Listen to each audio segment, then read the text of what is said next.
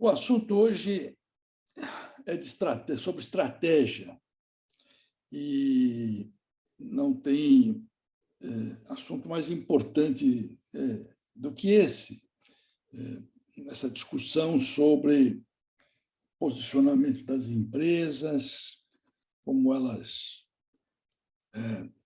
se colocam nesse mercado bastante competitivo que é o mercado de varejo.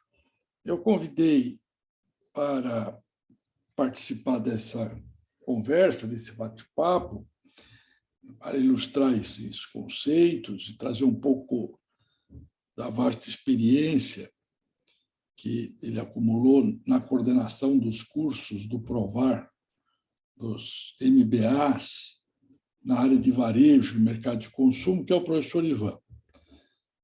Então, em primeiro lugar, professor Ivan, muito obrigado por ter aceito o convite e colocar à disposição aí seu tempo para conversar um pouco sobre essa temática. Eu que agradeço, professor. Prazer estar aqui com vocês. Não sei quando vocês estão assistindo, mas espero que seja uma experiência agradável para todos vocês.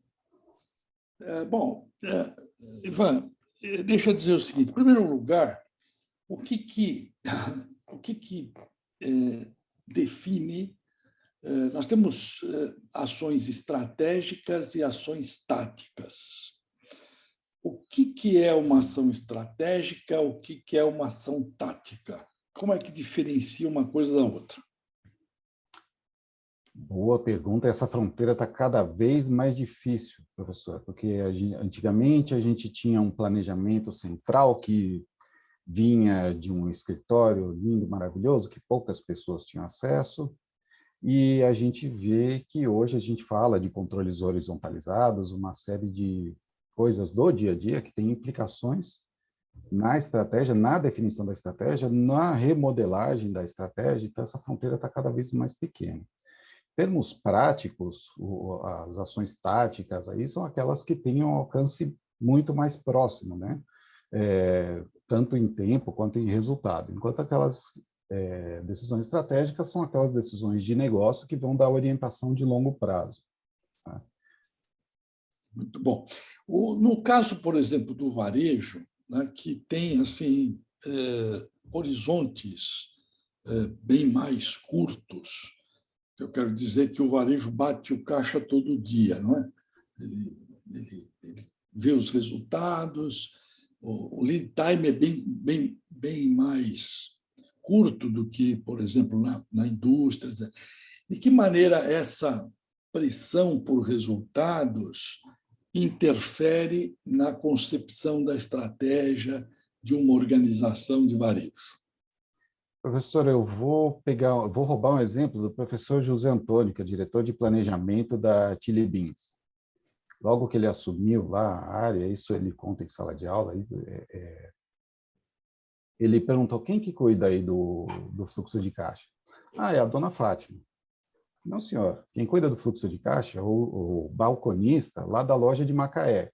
Você aprovou uma campanha de pagamento em 6 vezes, 8 vezes, a pessoa está trabalhando lá com 12 vezes, ela está estourando seu caixa. E essa frente é disseminada por todos os pontos de venda, todas as interfaces que os clientes têm oportunidade de fazer compra aí da Chili Beans, né? Acaba atrapalhando aí o fluxo de negócios da empresa. Num cenário que a gente está voltando a viver aqui de inflação um pouco mais ampla, isso pode fazer uma diferença absurda na margem final, né, que é prometida aos acionistas. Que aspectos você considera que são mais distintos na construção de estratégias para empresas de varejo? Há alguma distinção desse modo de pensar no varejo para outro tipo de organização, outras organizações que não tenham essa característica que, fundamentalmente, é uma característica de ligar produtores com consumidores finais? Nós temos falado aqui que o varejo, fundamentalmente, é um gestor de informações. Não é? Ele liga quem quer comprar com quem quer vender, seja um produto ou seja um serviço. É muito mais uma atividade do que um setor específico. Você tem indústrias realizando atividades de varejo, assim como você tem empresas tipicamente de varejo, como um supermercado, uma loja de material de construção, que tem uma atividade de varejo, mas é muito mais uma atividade do que um setor. Em que a construção de uma estratégia, se é que tem, com um segmento dessa natureza, se diferencia de outros tipos de negócio, é tudo igual? Tem diferença, sim, professor. Vou apelar ao Michael Porter aqui, né? Todas as empresas têm uma estratégia. Ela pode não ser explícita, né? Ela está implícita aí na cabeça do gestor, do sócio majoritário, do fundador da empresa. Estratégia sempre tem, né? Às vezes é um pouquinho mais difícil de a gente identificar. Vou pegar o teu exemplo aqui de empresas de material de construção, né? A loja lá do seu Antônio, em Guarulhos, ela tem, no portfólio dela, pisos e revestimentos. Ela tem um prazo de pagamento ali e ele só ganha dinheiro se aquele estoque girar. Pode até ser que ele teve uma compra consignada, que não teve despesa dele, mas, no mínimo, teve o custo de oportunidade dele colocar aquela área da loja dele ali com esse portfólio de produtos e não elétrica, acabamentos, outras coisas. Já o fabricante do piso de revestimento, ele investiu ali R$500 milhão no forno, que ele não pode desligar nunca, por economia de energia, e está financiado, ligado a um banco de investimento, qualquer coisa do gênero, e ele só vai pagar aquilo ali se ele tiver um fluxo de caixa pensado para o longo prazo. Então, a principal diferença do varejo aqui é que a gente trabalha com horizontes mais curtos, né? A realização dos investimentos deve ser mais curta, e estoque acaba sendo dinheiro parado, né? Então, se o cara prevê que pegar um exemplo hipotético aqui, vou trabalhar a região do Vale do Paraíba, mas espera aí, a região do Vale do Paraíba, a maioria das empresas ali são montadoras. Será que esse segmento está com um crescimento bastante satisfatório aí para os próximos anos para garantir um volume de compras, no meu exemplo, de pisos e revestimentos no longo prazo, ou não? Ou será que vale a pena eu ir para a nova fronteira agrícola, centro-oeste, sul da Amazônia, ali, que está com crescimentos constantes, né? A gente pega as cidades ali que estão crescendo números da China das melhores épocas, né? 10, 15, 12% ao ano. Então, essa leitura faz uma função diferente para a empresa de varejo lá, né? Para o seu Antônio, da loja de Guarulhos, de piso e revestimento, para o dono da fábrica lá, que tem um equipamento lá que ele não pode desligar e que ele investiu R$500 milhão. Existe uma forma de colocar ideias, que é o senso comum, quando se tem uma grande dúvida, diz assim: o que surgiu primeiro, o ovo ou surgiu primeiro a galinha? E aí, eu, pensando nisso, colocaria o seguinte para você: o que vem antes? Vem antes a estratégia e depois o modelo de negócio, ou o modelo de negócio é que suscita a estratégia? Essa pergunta vale 1 milhão de bitcoins, né? Não é nem 1 milhão de dólares. A gente tem visto modelos de sucesso nos dois casos, né? Uma empresa que vocês devem conhecer, chamada Apple, que ela resolveu revolucionar a forma como as pessoas se comunicam, resolveu criar acessórios para isso, e hoje só o Apple Watch já é maior que a indústria inteira suíça de relógios, sempre foi referência aí de qualidade, de precisão, de uma série de atributos aí necessários para quem se utilizava de relógio. Ao mesmo tempo, antes da gente conversar aqui, eu estava lendo sobre a aquisição que a Enjoei fez de uma marca chamada Gringa. Os dois trabalham com o mercado peer-to-peer, né? De roupas de segunda mão, aí, né? Bolsa que a moça não quer utilizar mais, sapato que usou uma vez só, e foi a exploração de um nicho lá. Identificou um nicho, vamos estruturar para fazer o atendimento dele. Já a aquisição que eles fizeram agora da Gringa, estamos conversando aqui dia 16 de dezembro, o portfólio dela é um pouquinho diferente. Enquanto no Enjoei, a própria pessoa, o próprio usuário do sistema, ele vai lá, produz a foto, especifica a peça, etc. Nesta outra empresa que eles adquiriram agora, tem uma curadoria, tem alguém que vai lá e desenha o modelo de negócio para ela. Então, uma identificou um nicho ali e foi adquirida por outro. Magazine Luiza fez a mesma coisa, né?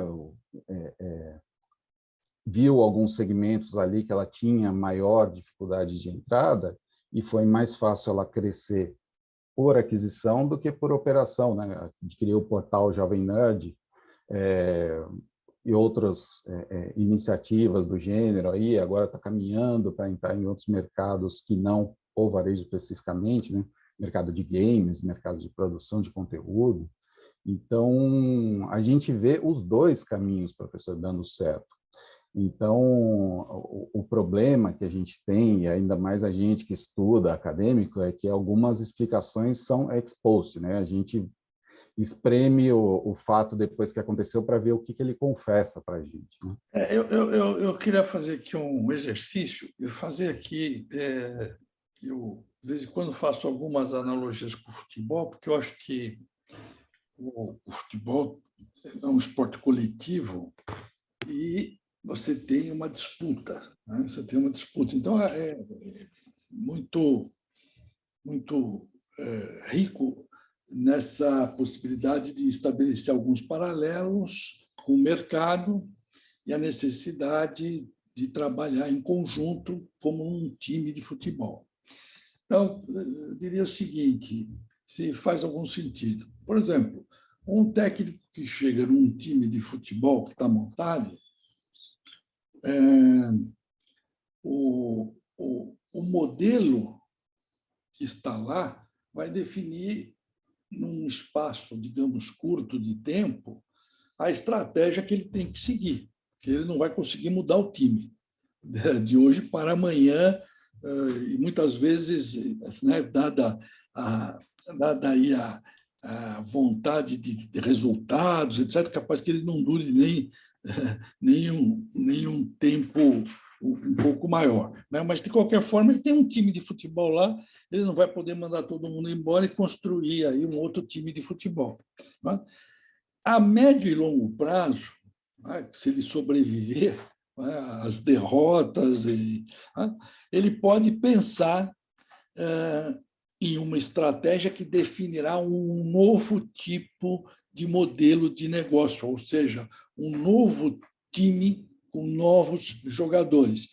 Então, será que o modelo de negócio é uma coisa dada num curto espaço de tempo e nesse curto espaço de tempo, esse modelo que está dado é uma condição sine qua non, define necessariamente qual é a estratégia possível, mas a médio e longo prazo, né, essa possibilidade, né, de mudança de modelo passa a ser uma alternativa na medida em que a estratégia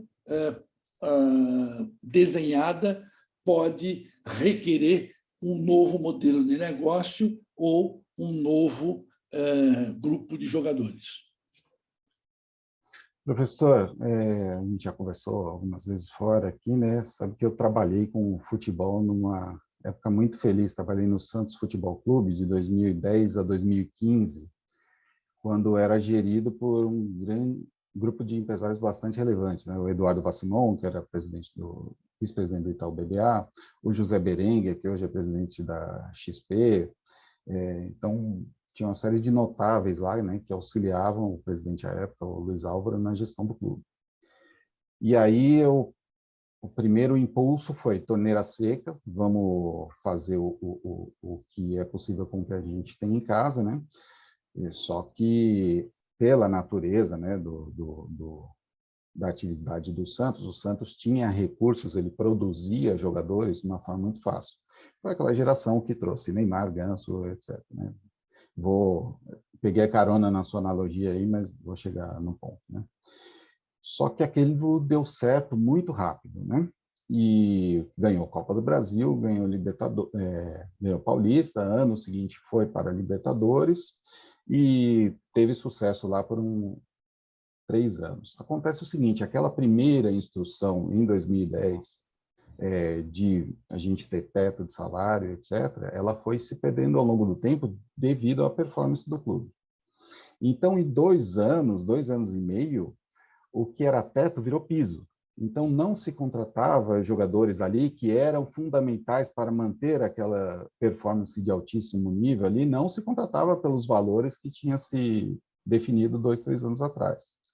Então, isso é uma analogia muito boa para a gente ver a necessidade de revisitar a estratégia, né?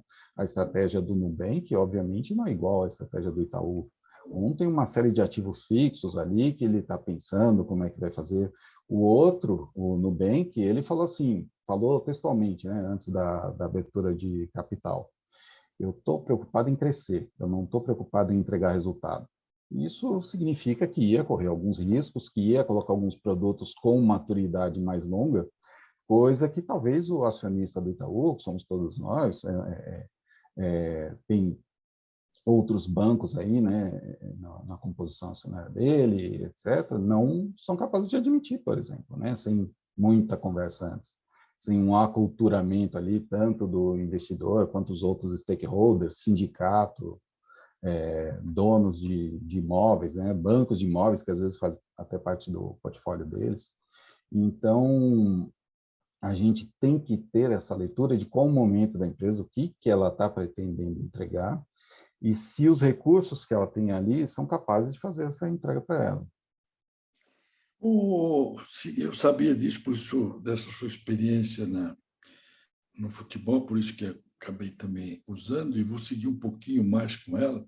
O Bezanco, o livro do Bezanco, ele comenta um aspecto interessante, aliás, tem muita coisa lá, o livro é muito bom, mas um dos pontos que chama atenção é que todos aqueles fatores que são rapidamente copiados, eles não se constituem efetivamente não suscitam, vamos dizer assim, uma vantagem competitiva sustentável. O exemplo típico disso aí é a TAM, acho que nos anos 80, que colocou ali no aeroporto de Congonhas uma área para recepção dos seus clientes, colocou um piano, petit four, refrigerante, jornal do dia, etc.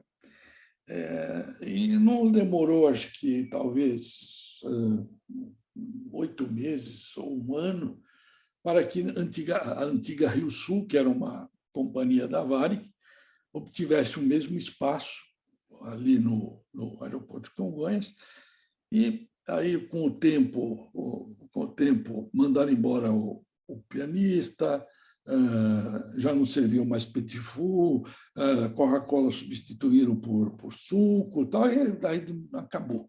Né?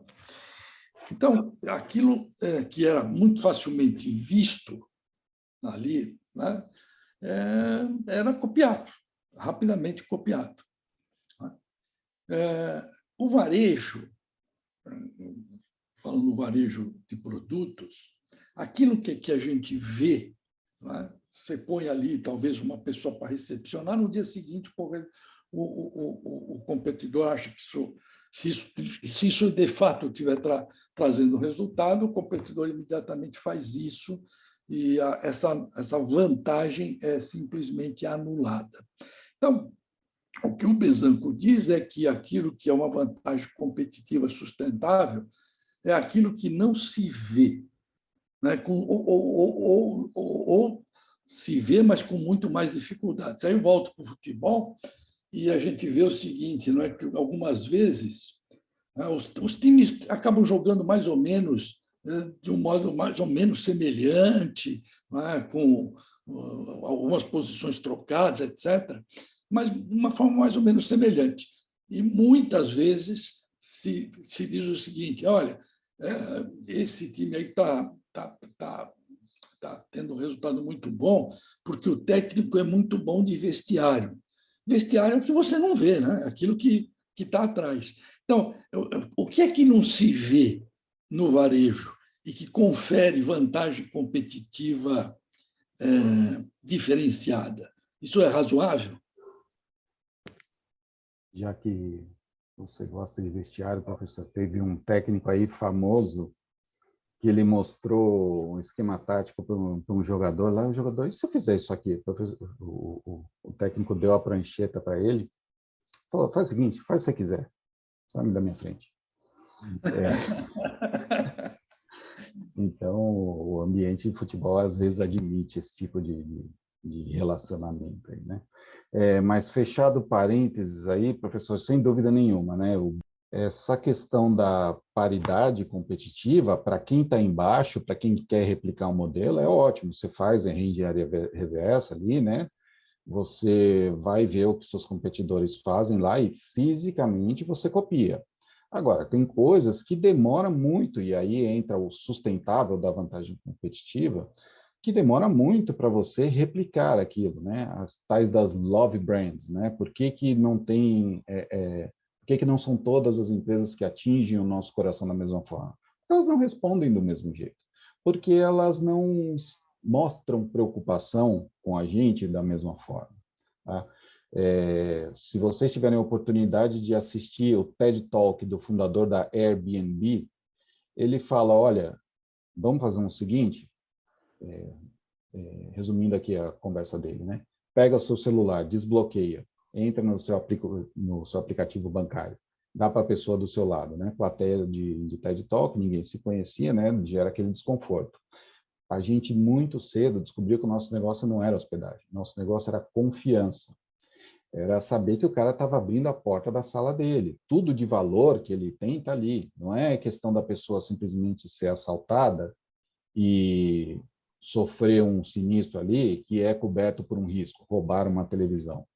É a pessoa ficar desconfortável ali dentro do espaço lá do asilo inviolável dela, né, que é o lar. Você me Então, lembrou da Starbucks, né? Starbucks dizendo que não é que não vende café, mas vendia 15 minutos de descanso, relaxamento, etc. exatamente. A Starbucks entendeu que lá atrás não era o Wi-Fi que fazia as pessoas irem à loja. É saber que ela ia ter 15 minutos ali para descansar. Se ela achasse que a vantagem competitiva dela viria do Wi-Fi, hoje ela estaria perdida. Hoje ela seria só mais uma, né? E hoje é o terceiro principal meio de pagamento mobile dos Estados Unidos, né? É,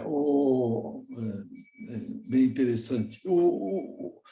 Hoje, como é que você tem visto, vamos dizer assim, o preparo dessas empresas de varejo? Você coordena o MBA Varejo, já desde a turma, não sei qual a turma aqui, já estamos lá, Desde a 34, estamos na nós já 51. temos 34 turmas, começamos acho que em 99, você, né,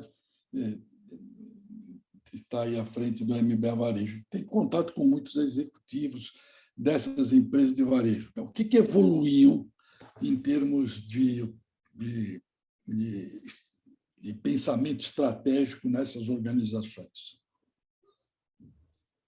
Vou aproveitar e referenciar um trabalho que a gente fez para a nova grade do MBA Varejo, né? Fizemos algumas alterações aí na estrutura do curso, né? E seguir a máxima, né? A estrutura deve seguir a estratégia. E aí a nossa visão foi que para os alunos do MBA a gente tinha que ter a maior oferta de valor possível. Tá? O que ele tem dentro de sala de aula não poderia ser replicável de um vídeo que ele assiste no YouTube, de uma palestra, de um podcast que ele escute, né? Hoje a oferta de informação é maior do que nunca foi antes, né? E aí, para essa estruturação, a gente olhou algumas fontes de informação. Uma delas foi as vagas do LinkedIn, o que elas demandavam aos candidatos. Tá?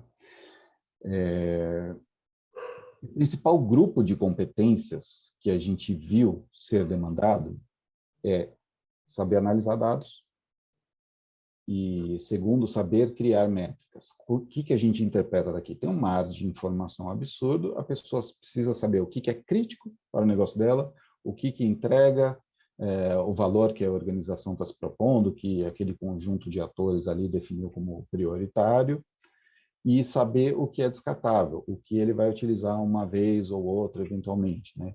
Tem gente que usa a frase dados são o novo petróleo, já tem gente usando dados são o novo plástico, né?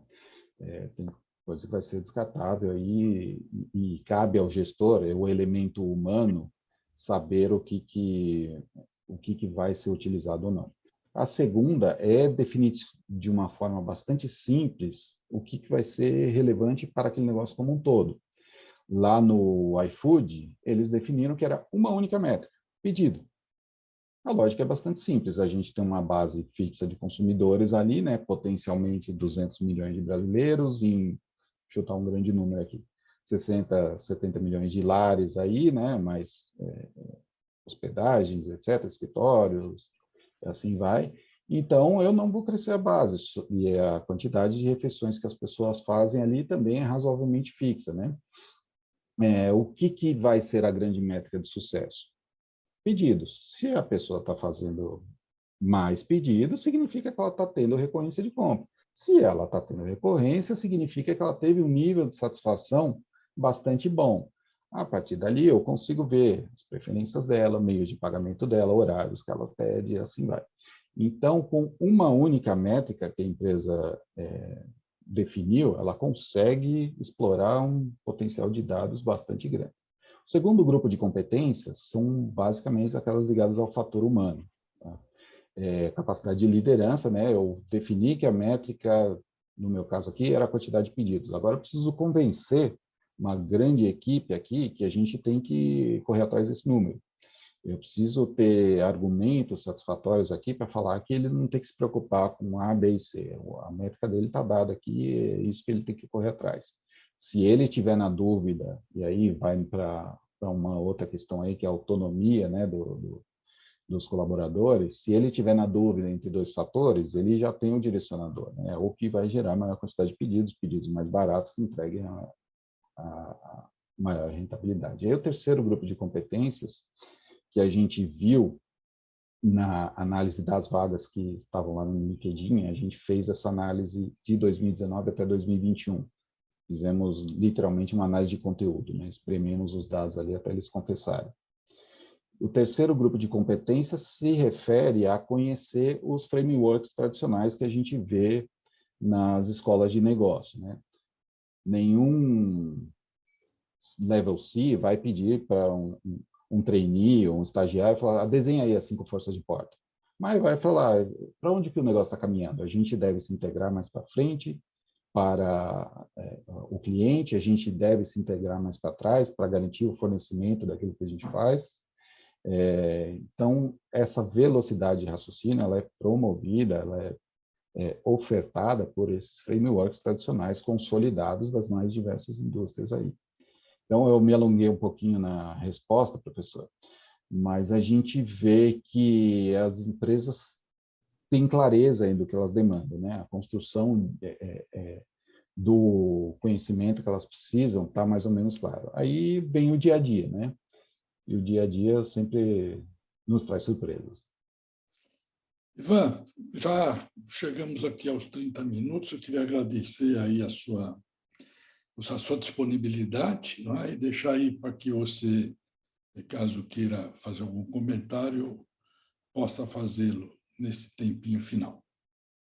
Bom, professor, primeiro eu agradeço o espaço, bate-papo excelente aqui, eu sempre via na época do presencial, né? Suas conversas, quem sabe um dia você chegou aqui de uma Um maneira abraço. virtual. Muito obrigado, viu, Ivan?